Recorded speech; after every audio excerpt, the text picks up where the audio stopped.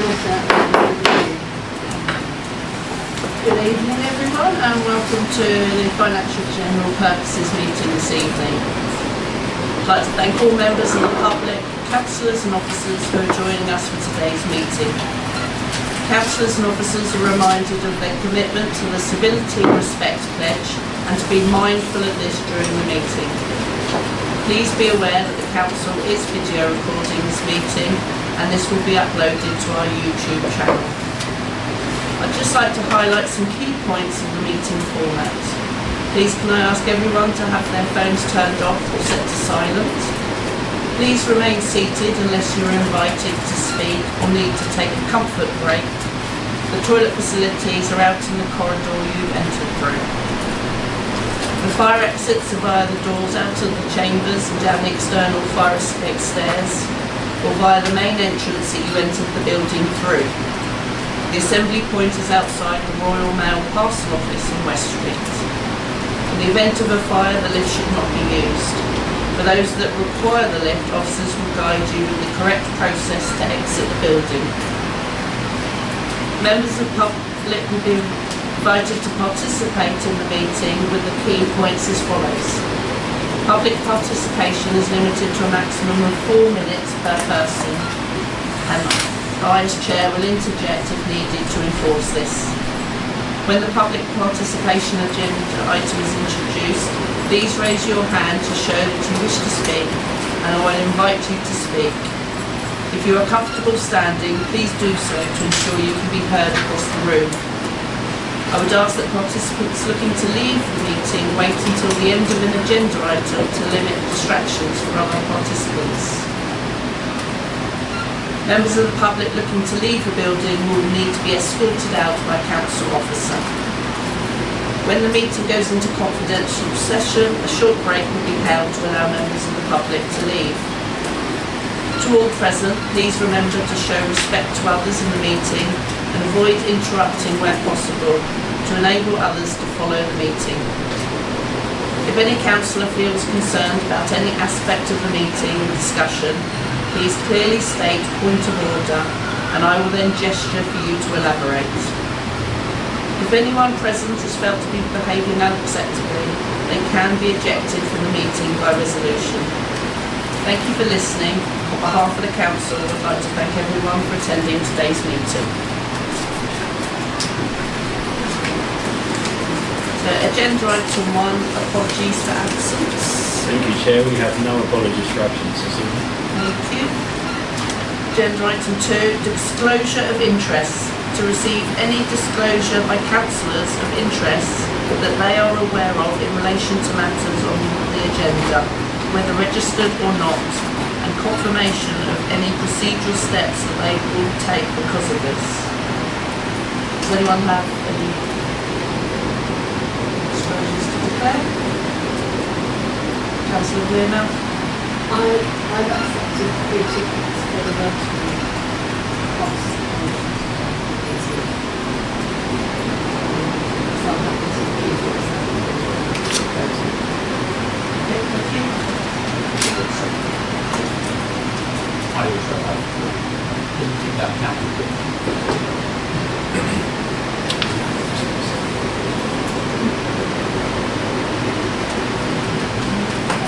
Councillor Buchanan?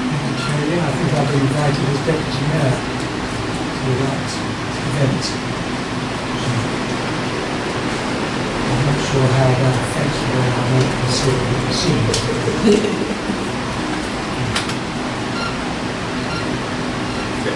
I mean, in answer to the question, I think it's for the Council to decide whether or not it constitutes a conflict of interest and whether that's peculiar or not peculiar. I can't advise you, but it's for your decision as to how you feel that you should treat that. I should listen to the discussions. We move on to public participation to deal with any questions or brief representations from members of the public physically in the meeting in accordance with the relevant legislation and town council policy. Do any members wish to speak to you? Yes.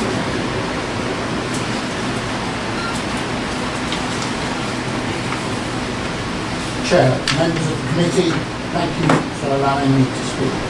My name is David Pattenden and I'm speaking on behalf of the Rotary Club of Seaford and Seaford Rotary Charitable Trust. Firstly, I'd like to thank the Working Group and Committee for the considerable amount of work involved in assessing this year's grant applications. We fully appreciate that the request exceeding 65,000 against a budget of 26,500, making this an extremely difficult task. We are grateful that our application has been recommended for support. However, we respectfully ask the committee to consider whether a large award might be justified. The Seaford Community Music Festival is much more than simply another event. It has been created with the ambition of becoming an annual celebration for the whole community.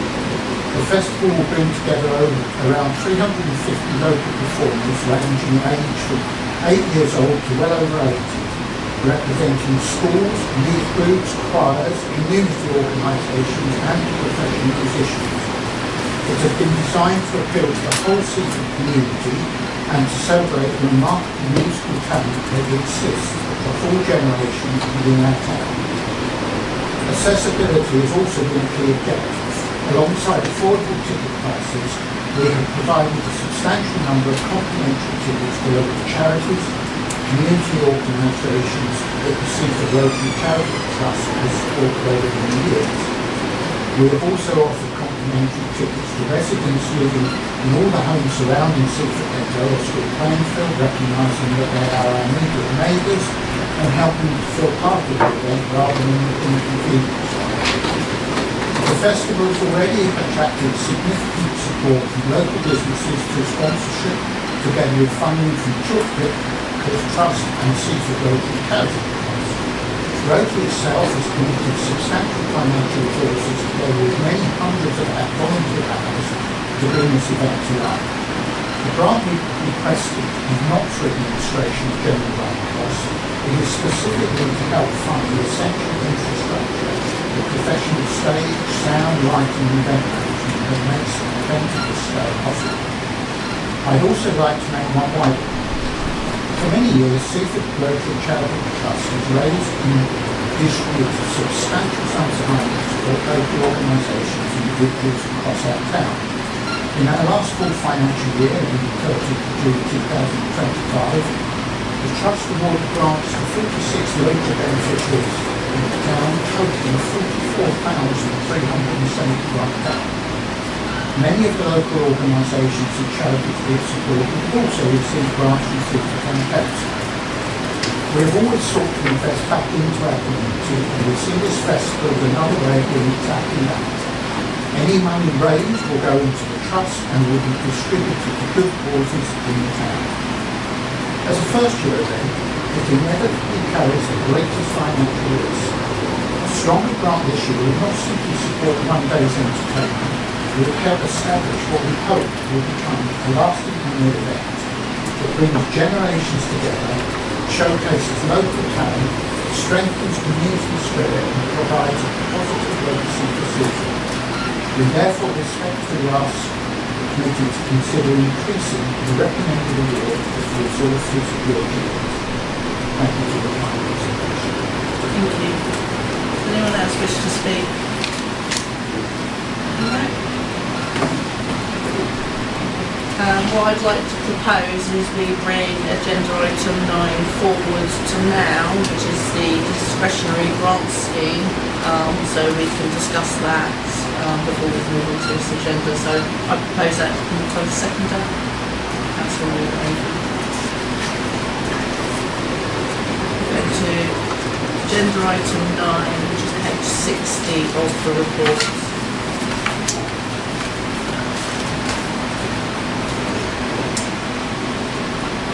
Over to you, Chair.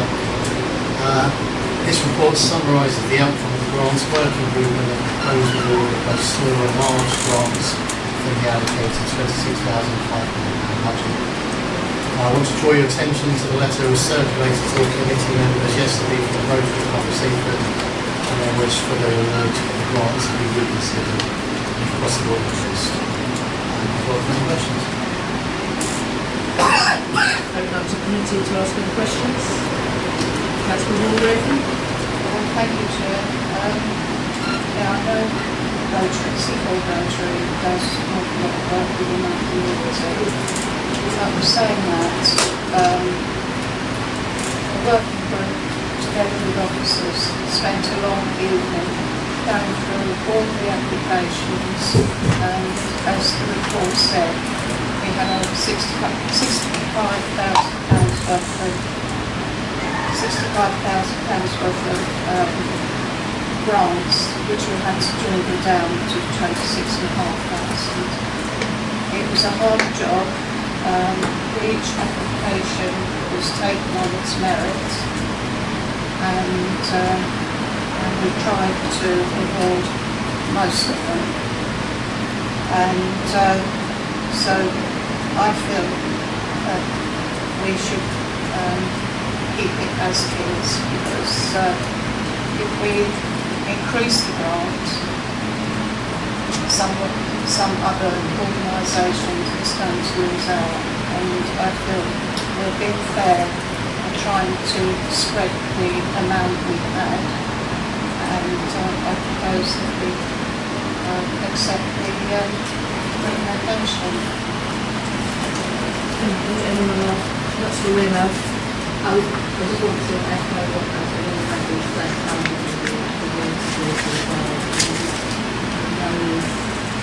no easy task.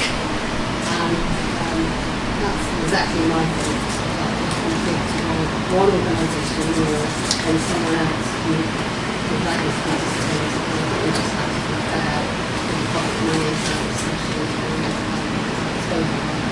And please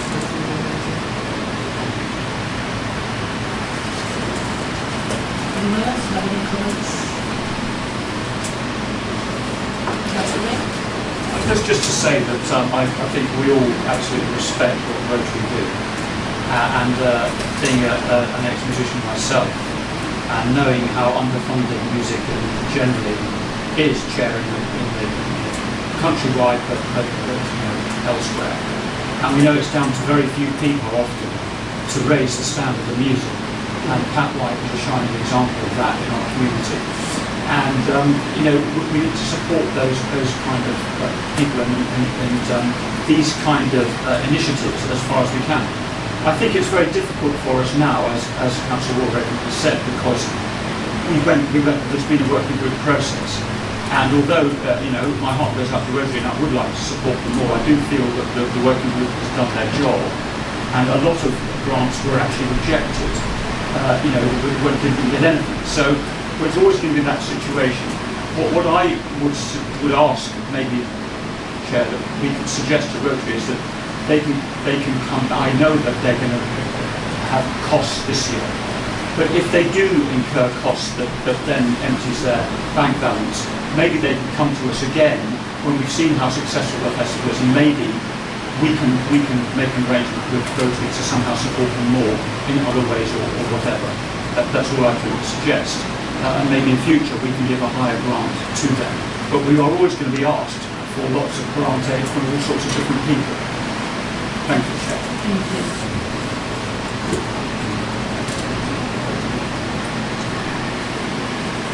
No one else. We do have a proposer from Councillor Walraven, which was the recommendation for our group to approve the successful grant applicants for the 2026-2027 scheme and the amounts awarded. So that finds a seconder. Councillor Weirmouth, and all those in favour. That's unanimous. Thank you very much.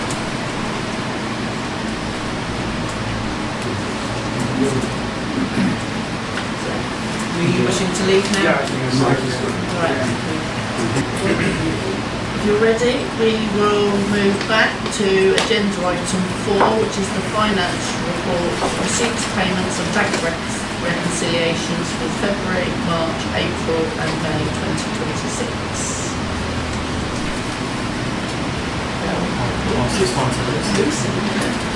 There's not much more to tell, so this is the regular finance report advising members of receipts and payments from bank recs from February due to May 26. The bank reconciliations for February and March have been independently verified by the previous chair, and April and May are currently in review and verified by the newly appointed chair. So I'm happy to help with any questions that you may have.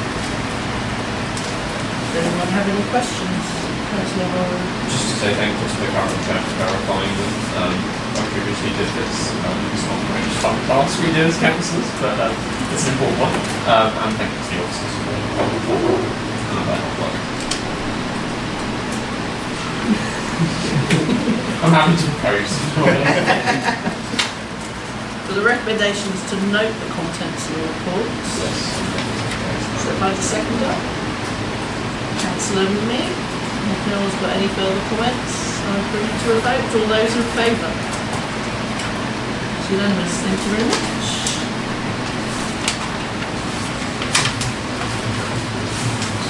Agenda item 5, which is the Finance and General Purposes Income and Expenditure Report for the period of 1st of April to the 31st of May 2026. Mr. Chair, so this is the regular report advising all income expenditure during the current financial year up to the end of May. Appendix A shows the report obtained from our accounting system, with Appendix B, which I think you've been issued successfully, advises of any significant variances. I'm happy to help with any questions that members may have.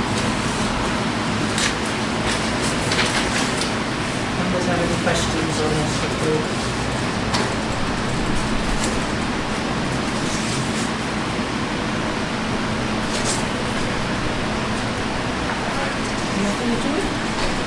The recommendation is to note the contents of the report. I have a proposer for that. Councillor Neil Rayburn and Councillor Buchanan second. All those in favour to note? That's unanimous. Thank you.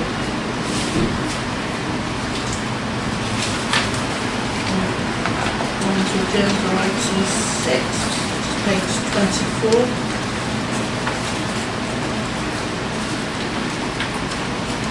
Finance and General Purposes Income and Expenditure Report year ended 31st of March 2026. Yes, so this is, as the Chair said, this is the committee's final income and expenditure report for the 25-26 financial year. It sets out the financial position against budget and also provides an update on the earmark reserve movements. The committee reached a favourable position overall, with the net expenditure being 35,000 better than budget. Any questions on this? Councillor Lee?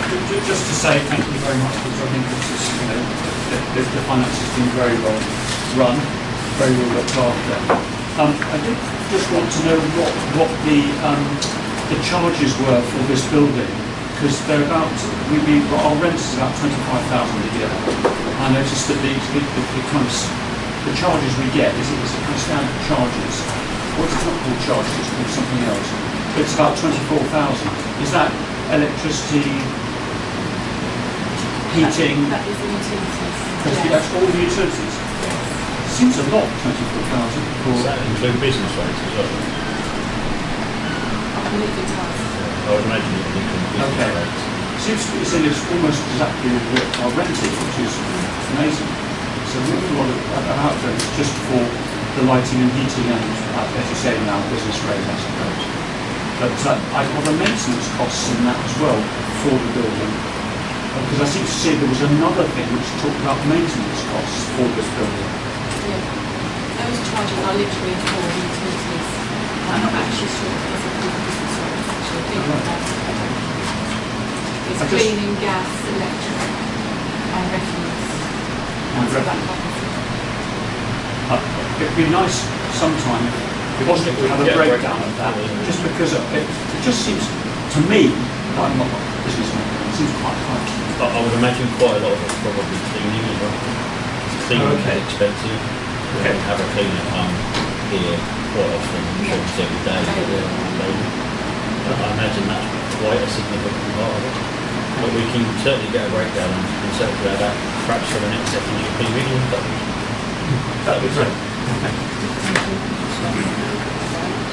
we have any other comments on Councillor Wimmer? Just a general comment when we're looking at it's about the silver seats. I mean, I know they're difficult and you can't predict when you can't budget for them. They're just they're sort of windfalls and they just arrive and you have to put them out there to it's exciting to do. But I just feel it would be nice to have some sort of idea of a big project that we could use silver funding for. Because at the moment, we're a really small amounts for bike stands and we budget stuff and that kind of thing. And I just feel like in other places you see whole village halls or something that have been like Hailsham that an entire new facility has been built with still funding because you can see the development next door and you think this is something that people can see and look at and say, this is what we've got for Lizzie Green Fields. And I just feel that we're perhaps, it's all going to small things that are good, but it would be nice to have a big project that's still funded for go to and have a plaque saying, this is what we spent our money on. I can start. The Martello Cafe was refurbished on the basis of silk funding. And that was a large big project that we used silk funding for in terms of a large project.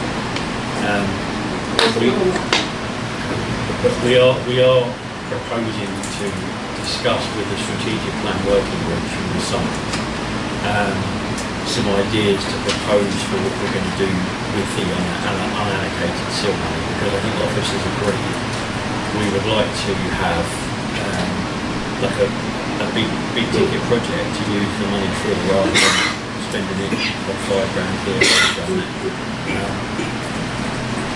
You'll remember that a lot of the projects in the current strategic plan are being funded through SIL money this year, which enabled us to only increase the preset by 2% last year. But there is still quite a lot of unallocated SIL money in the pot that needs to be spent within a certain deadline. And so the plan is with the strategic working groups to come up with some ideas for that to be brought back to October's full council for those to be approved by full council. Do you want to add anything to that? I think you've covered it. I think the plan is to break down first of all what we're spending. There are clearly limits on what you can and can't spend it on. So, for example, if we wanted to, refurbish our own office space, for example, that doesn't qualify. So there are, it's a matter of choosing which project does qualify that we can use the funds for. Are there any other comments, questions on this? No. So we have two recommendations. We have to note the contents of the report, and secondly to note the earmarked reserve transfers that were presented to full council on the 25th of June 2026 as set out within report 54/26 Appendix D. Suppose we take them both together and the proposer for the two recommendations. Councillor Horrow, the seconder. Councillor Wearmouth, and all those in favour? That's unanimous, thank you. Move on to agenda item 7, Finance and General Purposes Update Report on page 48. Thank you, Chair. So this report provides the committee with an update on all matters concerning this committee. One update at this stage is to let you know, despite their application to reach the next round of the UK Town and Culture, we were unfortunately unsuccessful. So that's covered in the report, what that is, and what that is. So welcome any further questions. Any questions on this report? Question, Chair. You can remain seated if you wish. Oh, can I? Yes. It's only full council you have to stay.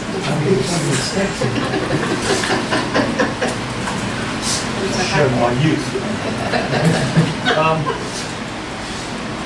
I just wanted to say, I think that I know they have been thanked, but I just want to say in this public meeting that Skip did an amazing job producing that postcard.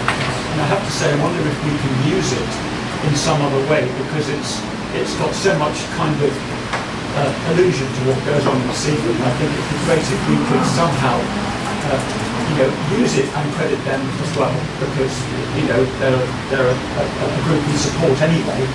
And I think that collaboration is wonderful when, as a kind of thank you, they can do something like that for us, which helps them, but it also really promotes the town. Yeah, I mean, through the chair, it's only in the last couple of hours we've learned that we were unsuccessful, but we will see what we can do working with Skip to see what elements of that postcard we can use on our website. So it currently is on there in support of the town of Cockerby. So we need to sort of change that a bit, but certainly the front of the postcard could be used for marketing. So maybe we could print a postcard that could be sold at the TIC or something. This is Seaford kind of sense. I think we need to agree with Skip the licensing for the right there. Yeah, we can certainly take it away and look into what we can do with it.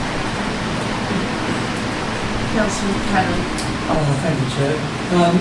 Just on page 54, item 15.5, about the Youth Ambassador Board, it's the last sentence. The lab became much needed feedback about the town and changes this generation would like to see to make Seaford a better one. I may have missed it, but I haven't seen any feedback from it.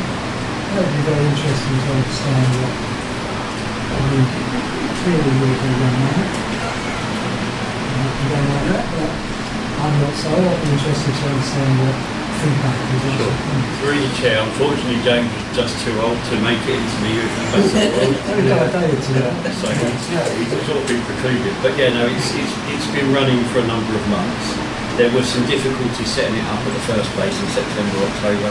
We struggled to get the numbers, but Izzy then enlisted the help of Seaford Head School, and over the following month we've now amassed, I think, 7 students, ranging between the ages of 12 and 17, who meet with Izzy on a monthly basis and address various different things about what they'd like to see in Seaford, what their feedback is. They also run a number of projects with Izzy, and the plan is that I think Izzy's going to do a paper for October 26th full council meeting to give an update on what's happened over the course of that first year and what her plans are going forward to keep that going.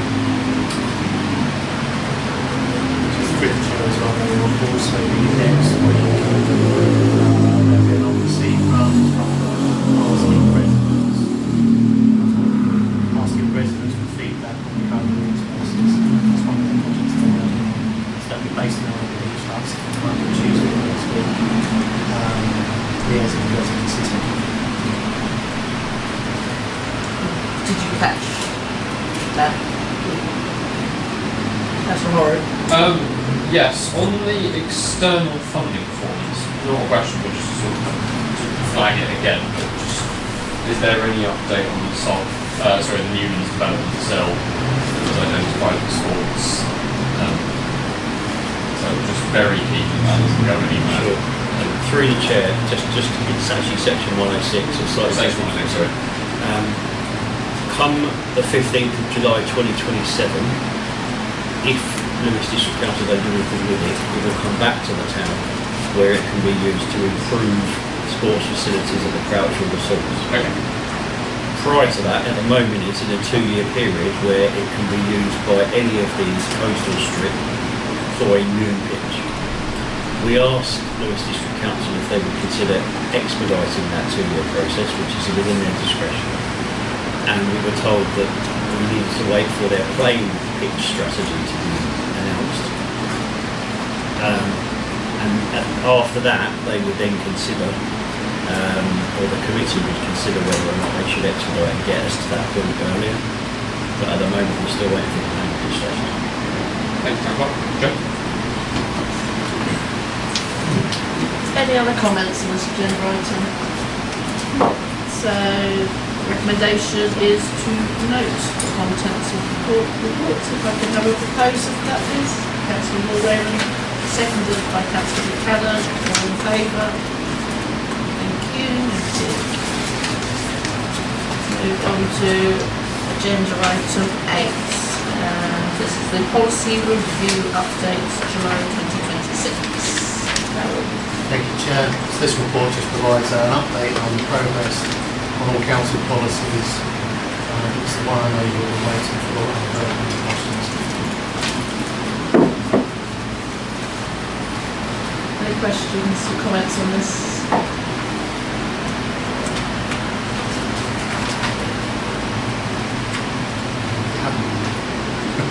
No, I think everyone's happy with the way you've been moving forward with this. So if there are no comments, the recommendation is to note the contents of the report. Does that find a proposer? Councillor Meek, and seconder. Councillor Horror, all those in favour? Thank you very much. We have done well to move on to agenda item 10, page 68. Introduction of the business continuity plan. Okay, so this paper covers the proposed introduction of the business continuity policy and plan. As at present, there are no provisions or set plans to address potential disturbances to normal business operation. The proposed policy can be found in Appendix A and is well written. This has been brought to the committee for feedback before full testing. Questions? Councillor Meek. I'd just like to say I think this is a great initiative. Thank you for this. I've said on a number of occasions that I think we shouldn't be relying just on other emergency kind of planning procedures, which may be either county-wide or district level.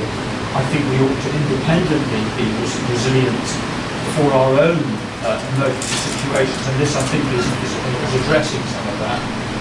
If any of you have seen the National Emergency Briefing film, which I hope everyone will actually see, it's been shown a couple of times in Seaford and it will be shown more, hopefully, which was this briefing which was for politicians and civil servants, which was in about last November, I think.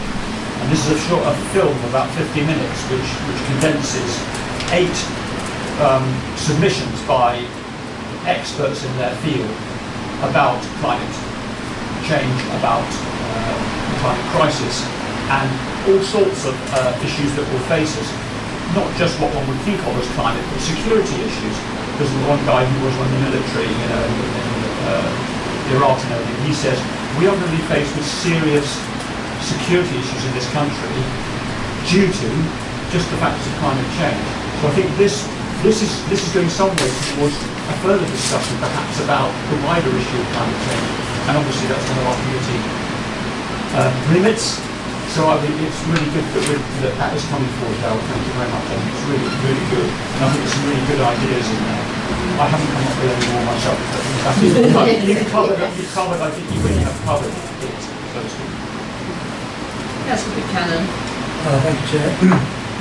Just a swifty here, page 73. There's an item right at the end of 2.1, just before 2.2, for elected members, which I imagine are those sitting around the table here. It says that we will not be in a position to provide strategic oversight and decision making. There's no other mention of how that might transpire in that words. And it'd be interesting because this might be part of putting through some modelling, won't it, or something, whether or not the elected members fit within that model. Yeah, essentially the identification of members within the policy was that if there are significant disruptions to business, is your involvement might be relatively council meetings, it might be communications, it might be all of those elements of it. I mean, it's probably that testing element that will identify where that makes sense. So, is probably beginning to the 20. Through the chair, if I may add to that, I've only got delegated authority to spend money and make decisions to an extent within the constitution of the town council. And it could well be that we need to spend more money and make decisions that are out of that authority. And so it could well be the case that we would need to emergency organise meetings for councillors to pass resolutions enabling us to spend money or make decisions about things. But obviously you can't know that until you're in the scenario. But that's why, elected members need to be included in the policy because they may be needed to make those decisions. So we're going to do it contract.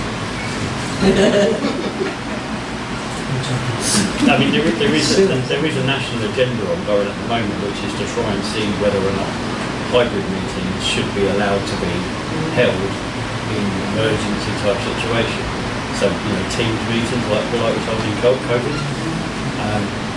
And that's struggling to get on the agenda at a national level, but it's something which now and others are trying to keep pushing because they recognise the fact that making you come and physically be in a meeting room in the middle of an emergency is probably not ideal.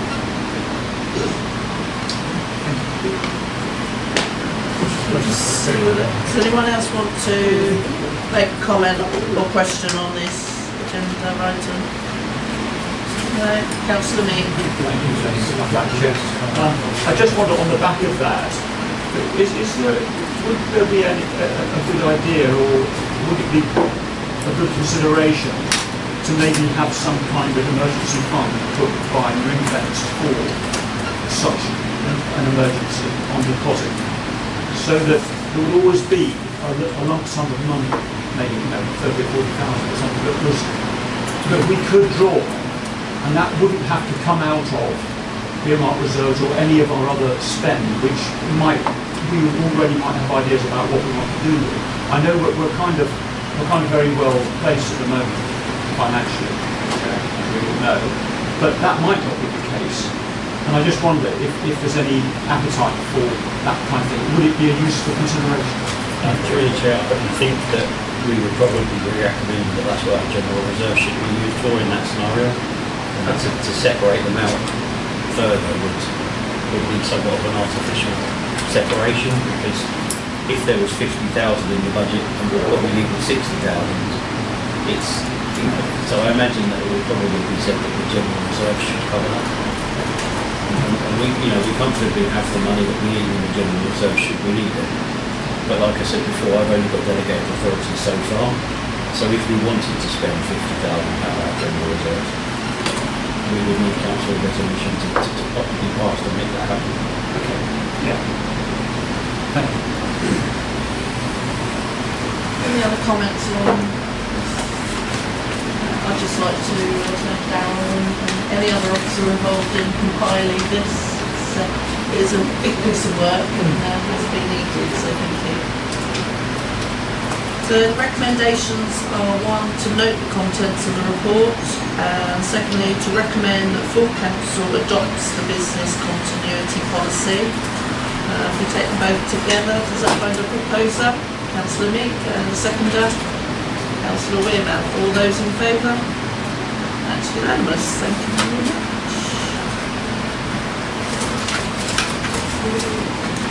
So, agenda item 11, exclusion of the press and public. I move that in accordance with the Public Bodies, Commissions to Meetings Act 1960, the press and public be excluded from the meeting during the discussion of the next item of business for the reasons set out below. So I'd like to second that. Councillor Buchanan, all those in favour? Thank you very much.